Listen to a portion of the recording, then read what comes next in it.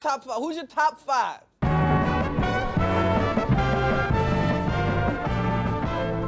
Top five, ladies and gentlemen, where Vincent and I will get together. I will give him a list. He will give me his commentary. And tonight's top five, Vincent. Okay. Keeping in theme. All right. With our movie, The Cherokee Kid. Yes. That stars one David Atkins, aka Sinbad. That's right. I am giving you the top five Sinbads. Bad adaptations of the Sinbad story. You've got 5 bad ones? Yes. Oh boy, I'm going to disagree with. I know. Okay, go ahead. 5 bad adaptations. All right, I like it. I like top 5 Sinbads. Okay, all right. Are you ready? Okay, I am ready because I'm hoping I'll have to fight you about one of these. But I got an army of skeleton dudes with swords in case. I wouldn't go there. Okay, all right. All right. That's the good stuff. All right. Come on. I ain't going to hear no Ray Harryhausen slander. Yeah, go ahead. I'm sorry. I was thinking about Sinbad fighting the dude with the skeleton. Yes, Yeah. yes. That was in the first one. But go ahead. Is that the Golden Voyage of Sinbad? Maybe. I'm sorry. No, that's the 7th voyage of Sinbad. Okay, yeah. No. Number 5. Number 5, however, is Sinbad and the Eye of the Tiger from 1977, which is a fantasy film that is directed by Sam Wanamaker, featuring stop motion animation by one Ray Harryhausen. Yeah. Nope. However, Vincent. However, what? However, this movie, which was made in 77, which is the last film This is the last film of the trilogy. Okay, which probably took too long in the making because of the stop motion aspect. of it. This one stars one Patrick Wayne as Sinbad. Now, the producer of this film, Charles Schneer, would say, I thought that we would have some chemistry with John Wayne's son, Patrick. Wow. And Tyrone Power's daughter, Taryn Power, who plays the female lead. So I put them together. Pat did the best he could, but frankly, he was only adequate. We had him grow a beard and he looked fine, but as soon as he opened his mouth, we were in trouble. I know you want a champion for Ray Harryhausen's special effects in this movie in 1977, and they are very, very good. Oh, really? Really, Lynn? They are. Is that your analysis of Ray Harryhausen's special effects? Well, they're very, very good. Well, in 1977, I think they are good, but I think they're epic. They're starting to show. Stop. Vincent, because you have to remember, because what you have to remember is in 1977 is also the same year that we get Star Wars. Yes, absolutely. And Star Wars, which does have some stop motion animation, not as much, but has some of it in there, starts to give you a better appreciation of how this can be incorporated into the films. And in Sinbad and the Eye of the Tiger, as well as Clash of the Titans, which is done around the same time as well, it's getting harder and harder to dispel your belief. I think Clash of the Titans is a better comparison, frankly. And Clash of the Titans, the effects are better. But you can't get Clash of the Titans without Ray Harryhausen. No, I hear you. But that doesn't mean that everything he does is gold. Special effects wise, all 3 of these films are gold. I cannot stand like I thought it was so cute that you said the name of the dude who played Sinbad, and then you said the name of the lady who played the lady, as if anyone in the history of watching Sinbad remembers the dude who played Sinbad. No, you don't remember him, but he doesn't distract. Patrick Wayne distracts in this movie. Does he? He does.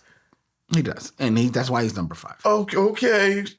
Number 4 is Sinbad the Sailor from 1947. Okay. All right. Go ahead. Starring a darkened Douglas Fairbanks Jr., Oh yeah. Maureen O'Hara, and Anthony Quinn. Douglas Fairbanks Jr. said about this film, Earl Flynn told me that I made a big mistake because nobody was interested in swashbuckling, and I had to agree. Receipts were very thin. I think the thing is nobody was interested in seeing Douglas Fairbanks Jr. heavily made up doing any swashbuckling. Blackface-ish. Yeah. If I remember correctly, because I have to say, when I go to Sinbad, I go right to those. Harry Harrelson, of course. I didn't seem to mind it. I'm not going to fight you on this one. It's not that great. Okay, I'm not going to fight you. It's not good. All right. It's not good. It's kind of boring. But boy, if you standing on one side and Douglas Fairbanks Jr. swashbuckling and Ray Harryhausen on the other side, Maybe if he had Ray Harryhausen and I'm going to stand with you, Lynn, but this real tough so far. See, this is a real tough list so far. Look, Douglas Fairbanks Jr., I don't have necessarily any problem with him. I don't think anybody kneels at the altar of him. I mean, he got a sword in his hand. Yeah, I'll still give me Earl Flynn. I mean, Earl Flynn is better. Or you know who's even better with a sword in his hand? Gene Kelly. In the Three Musketeers. In the original Three Musketeers. No. I agree. Is that the only time Gene Kelly did something non-dancey? No, it's not the only time he's did anything non-dancing. No. Okay. But he of course, he's mostly known for his. Yeah. All right, go ahead. Gene Kelly was actually proved himself to be a very good actor. Okay. All right. Well, go ahead. Don't get me started. This is Number 3. number 3. The 7 Adventures of Sinbad. Okay. Wait a minute. Which is a 2010 Okay. Woo, all right. adventure film. Yes. This actually was a spoof. In this movie, Patrick Muldoon plays Adrian Sinbad, Lord. a millionaire owner of an oil company from a long line of descendants of the Great Mariner. He and a small group of people fly to the Indian Ocean after learning that his oil rig has sunk after being taken over by Somali pirates. The helicopter becomes trapped in a thunderstorm and Sinbad refuses to go back, ignoring the pleas of his pilot. The helicopter crashes into the sea and he is washed ashore, where he battles a giant crab and meets up with his surviving crew, as well as the leader of the Somali pirates, and then hijinks ensue on this island. And he has seven adventures. Number 2 is The Son of Sinbad. Okay. Which is a 1955 adventure film. Okay. It takes place in the Middle East and consists of a wide variety of characters, including 127 women. Now, this movie was shot in 1953, was planned to be released in 3D. Okay, all right. However, because of difficulties with the production code, of which I will tell you about a little, all right, the studio head, one Howard Hughes, shelved the film until 1955, where it was converted back into 2D and released. The story of the movie is that the son of the legendary pirate and adventurer, who is also named Sinbad, is single-minded in pursuit of 2 things: a substance called Greek fire, which is an early version of gunpowder, and beautiful women. All right. Yeah. So although the credited cast was chosen through auditioning.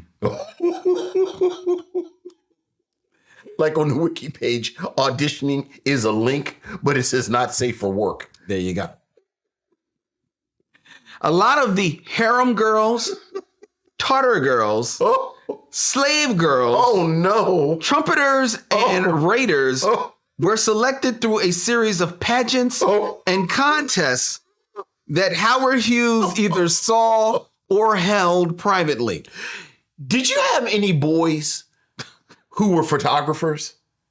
Like, Yeah. did you ever know any dudes that hustle? Oh, God. The photographer dudes? Oh, God. The photographer hustle was terrible. No. Well, then think of the movie mogul hustle that Howard Hughes was throwing around. With the pageants.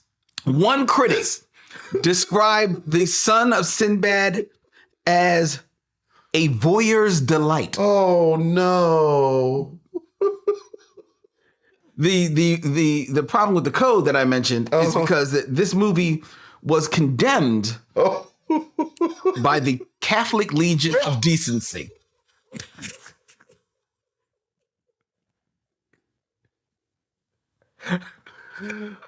Woo-wee.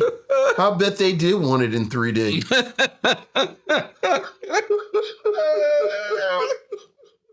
And number one, as if, could there be a Sinbad movie that was worse than the son of This Sinbad? is the Sinbadist. This is the Sinbadiest. All right, and that would be Sinbad of the Seven Seas, a 1989 Italian fantasy film produced and directed by Enzo Castellari. all right. It revolves around the adventures of Sinbad the Sailor, who must recover 5 magical stones to free the city of Basra from the evil spell cast by a wizard, which his journey takes him to mysterious islands where he must battle magical creatures in order to save the world. The film was made with a largely Italian cast and crew, and like most Italian movies, it was filmed on location without sound equipment, and all the dialogue and sound effects were dubbed later, primarily because the role of Sinbad was played by one Lou Ferrigno, Yes. the Incredible Hulk himself. That's why this sounded familiar. Yes. Yes. Yeah. And I got suckered to go see this movie. Yeah. It's a bad movie, but I find it a bit entertaining. I don't find it entertaining at all. It's a waste. You got to go into it with the proper spirit. Or spirits. You know what actually is my favorite adaptation of the Sinbad story? What? Is an episode of Popeye called Sinbad the Sailor, mostly because I always remember the song from it. Oh, the most remarkable, extraordinary fellow, Sinbad the Sailor. I love that. I love it. And they're dancing. I love it.